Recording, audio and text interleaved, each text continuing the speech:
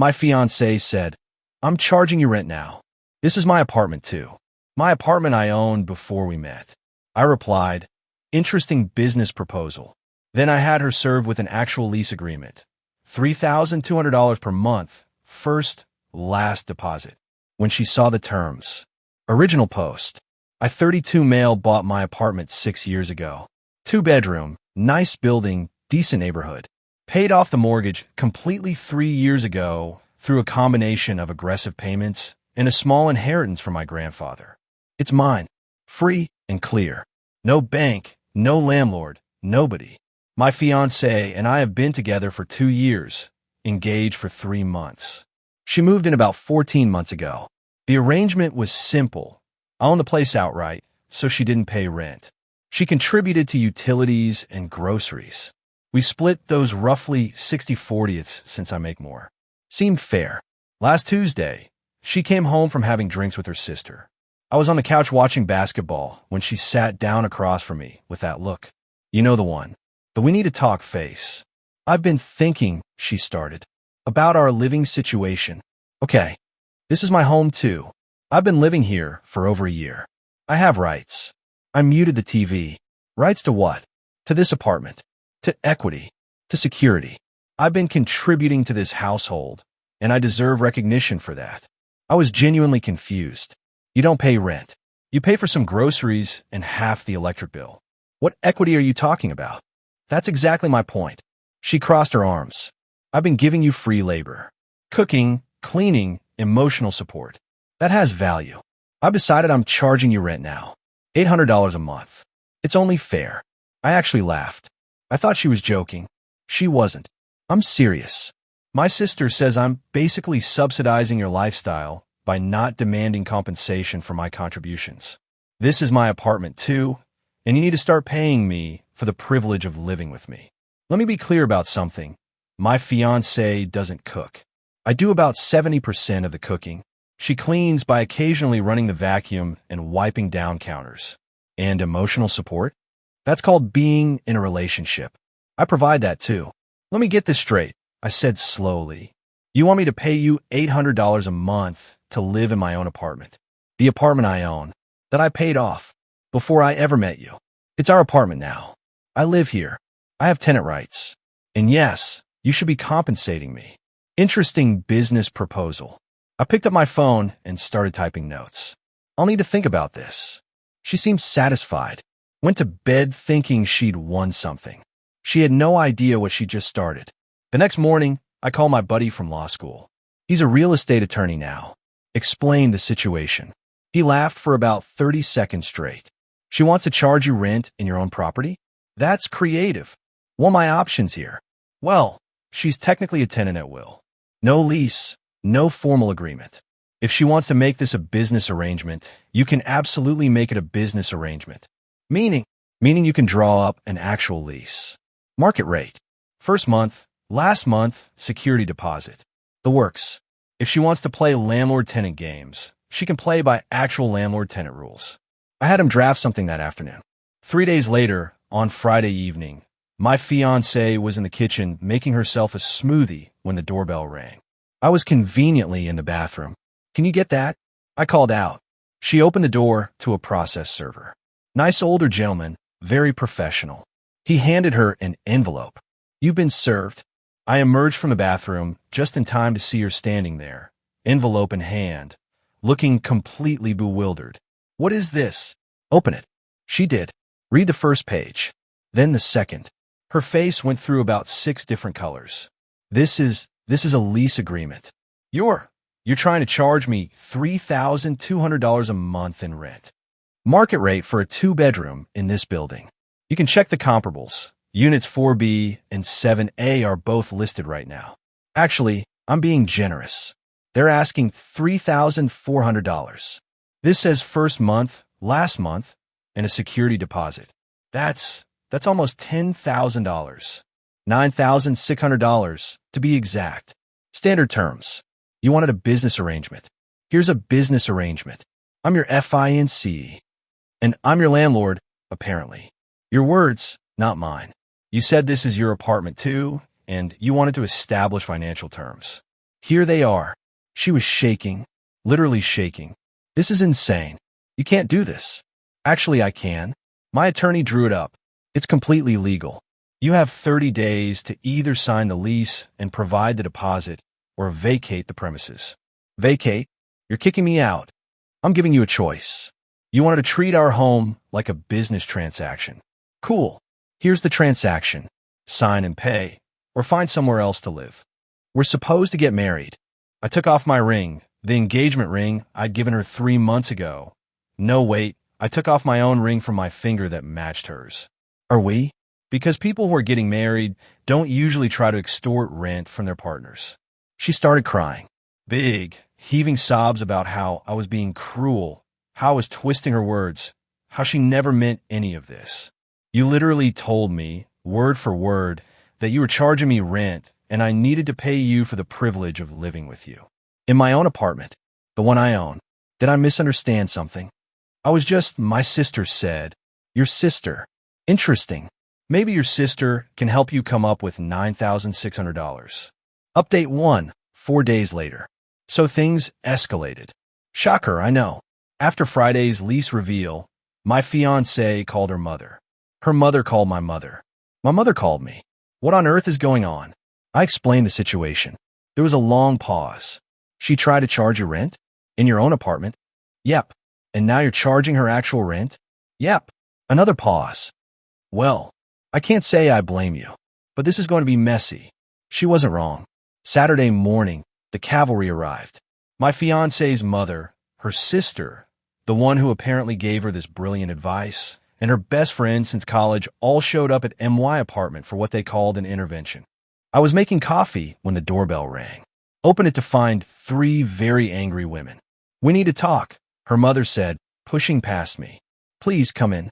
Make yourselves at home in my apartment that I own. The sister glared at me. Don't be smug. I'm not being smug. I'm being accurate. They sat in my living room like a tribunal. My fiancée was already there, still in pajamas, looking like she hadn't slept. Her mother started. This lease nonsense needs to stop. You're being petty and vindictive. Petty? She literally demanded I pay her $800 a month to live in my own home. A home I paid off years before I met her. How was my response petty? The sister jumped in. She was just trying to establish some financial security. You men always want women to be dependent on you. She was trying to advocate for herself. Financial security in the form of monthly payments from me to her for existing in my apartment. That's not financial security. That's extortion. It's equity, the sister snapped. She's been contributing to this household. She pays about $200 a month in utilities and maybe $300 in groceries. That's $500. For 14 months, that's $7,000 total. I provided her with free housing worth approximately $44,800 in that same period, based on market rent. Who exactly owes who equity here? Silence. I did the math. I added, you want to talk business? Let's talk business. She's actually about $37,800 in the hole if we're counting.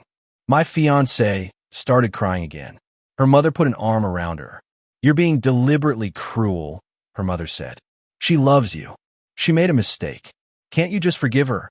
A mistake is forgetting to buy milk. A mistake is shrinking a sweater in the wash. Demanding payment to exist in someone else's home and calling it your right is not a mistake. It's entitlement. The best friend finally spoke up. So what? You're just going to throw away a 2-year relationship over this? I'm not throwing away anything. She drew this line. She made this demand. She set the terms. I'm simply responding to them. She has. I checked my phone. 26 days to either pay up or move out. Her choice. The entitlement got worse. Way worse. Sunday night, I came home from grabbing dinner with a friend to find my apartment had been rearranged. My gaming setup, PS5, gaming monitor, the nice chair, all of it had been moved into the second bedroom, which was now locked. From inside, with my fiancée in it.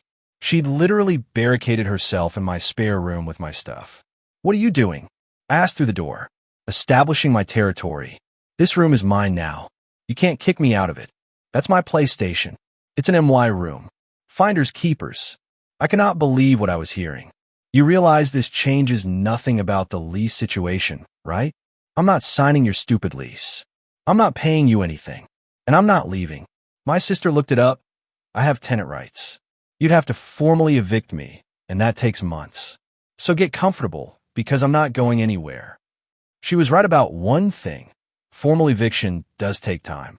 In our state, probably 60 to 90 days if she fought it. But there was another option. See, tenant rights protect you from being literally thrown out on the street. They don't protect you from consequences of breaching reasonable household agreements. And they definitely don't protect you from. Fine, I said through the door. Stay in there. I'll be out here. I went to my room, opened my laptop, and started documenting everything. Photos of the locked door, the timeline of events, every text message from the past week, everything. Then I called the locksmith for the morning. Update 2, 8 days later. Okay, so Monday morning was interesting. The locksmith came at 9 a.m. He changed the lock on the master bedroom door, my bedroom, and installed a hasp lock on the outside of the spare bedroom door, the one my fiancée had locked herself into. When she finally emerged around noon, she'd been sneaking to the bathroom when she thought I was asleep. She found 2 things. She could no longer access the master bedroom, where her clothes were.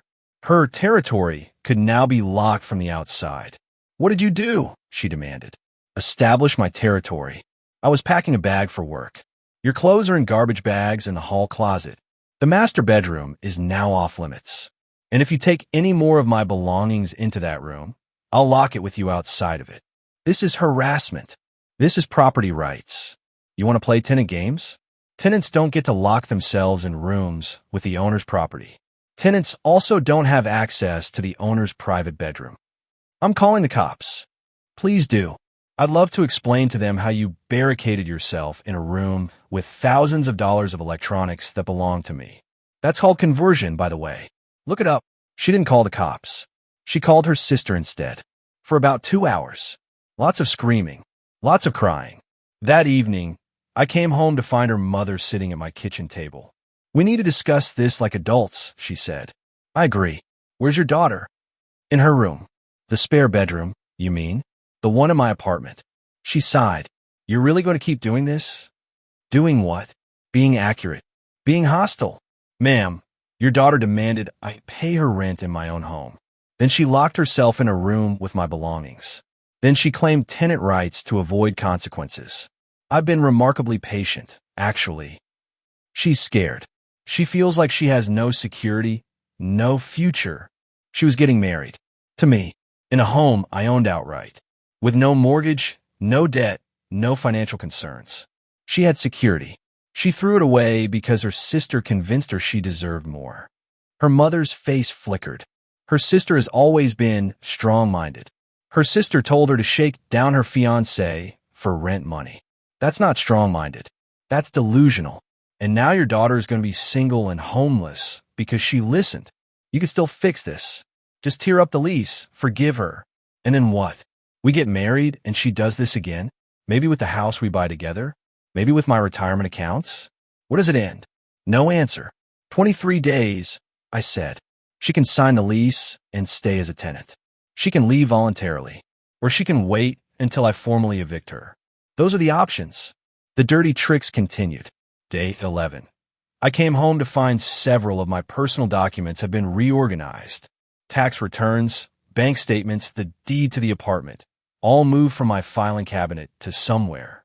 She claimed she was cleaning and put them somewhere safe. I found them eventually, stuffed in a box in the hall closet. She was clearly looking for something, maybe hoping to find evidence I had debt, or that I didn't actually own the place outright. Day 13. Her sister started sending me texts.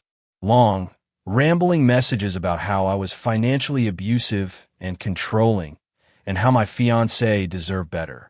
I screenshot them all and didn't respond. Day 15. My fiancé tried to throw a dinner party. In my apartment. Without asking.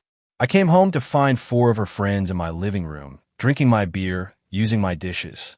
She was apparently trying to establish some kind of community presence to make it harder for me to kick her out. I walked in, assessed the situation, and started carrying the couch cushions to my bedroom. Just calmly removed them one by one while everyone watched. "What are you doing?" one friend asked. "Removing my furniture from the common area. You're welcome to sit on the floor." The party ended pretty quickly after that. Day 17. She accidentally broke the coffee maker. My nice Breville one. $250. When I asked what happened, she shrugged. "Things break." "Cool. I'll add it to your tab." "What tab?" "The running total of things you're going to owe me when this is over.